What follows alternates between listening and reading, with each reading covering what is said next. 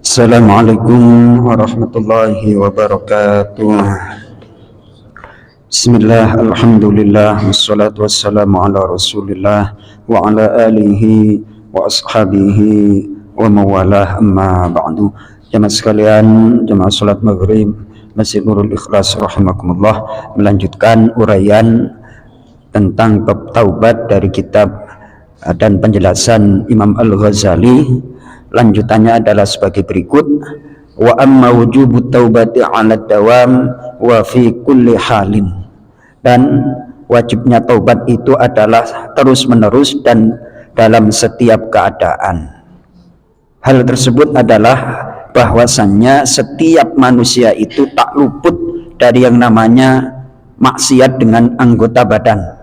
Seandainya dia selamat dari maksiat anggota badan, maka dia tidak selamat dari yang namanya punya keinginan anil hammi bidzunubi bil qalbi. Ada kalanya maksiat itu dengan hati. Kadang dalam kehidupan sehari-hari kita itu menjumpai keadaan-keadaan yang mana itu menimbulkan hati kita kadang-kadang bermaksud yang nggak benar. Contoh di jalan raya, ketika kita berpapasan atau ada eksiden lah atau ada sesuatu, kadang hati kita itu emosi. Nah, dari timbulnya emosi itu kadang-kadang kita ingin punya maksud atau hal yang nggak baik. Wah, awas tuh nanti orang dan lain sebagainya. Mudah-mudahan kan. Itu spontanitas, kadang hati itu nggak terkontrol.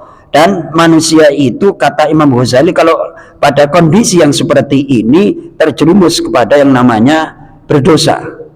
Seandainya dia selamat dari keadaan hati, maka boleh jadi manusia itu tidak selamat an waswasis syaitan, dari godaan setan.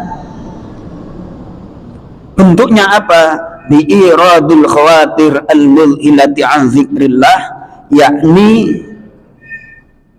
tidak selamat dari godaan setan berupa kehendak atau terbesitnya hati yang melalaikan dari berzikir, mengingat kepada Allah Subhanahu wa taala.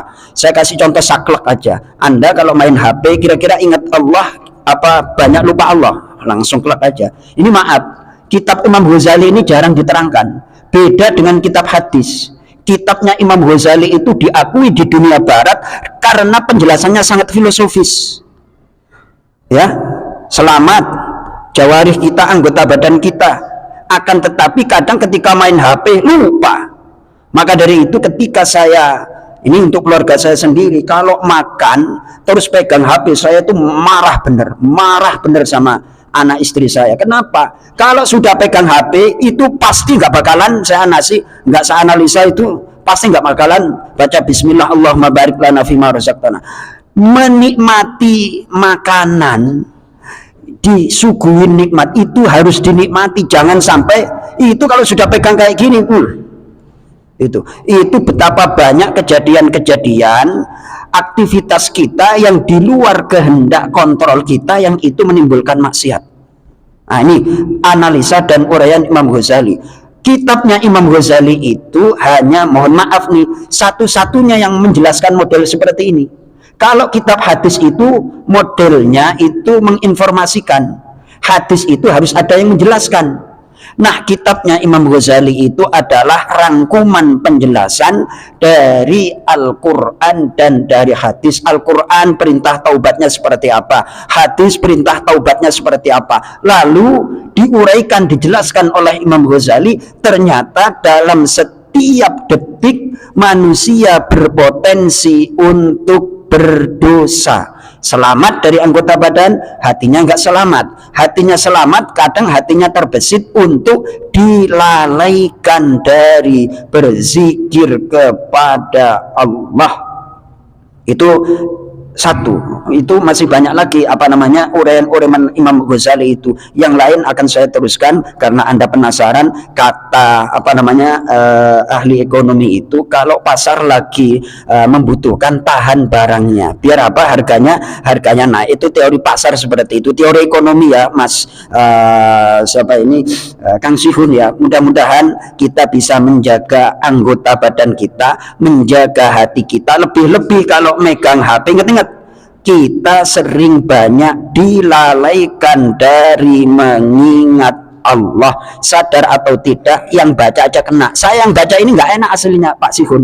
Wah bener juga, aku ketika lagi megang HP hayya 'alas sholeh, kan semuanya pada tahu ilmunya. Siapa yang mendengar azan kemudian mengikuti apa yang diucapkan oleh muazzin, kemudian dilanjutkan dengan berdoa Allahumma rabb hadhihi ta'ati tamah, semuanya itu gagal, tinggal teori kalau kita sudah dihabiskan oleh yang namanya megang HP. Itu namanya kena was-was setan, kena godaan setan. Mudah-mudahan bermanfaat. Assalamualaikum warahmatullahi wabarakatuh.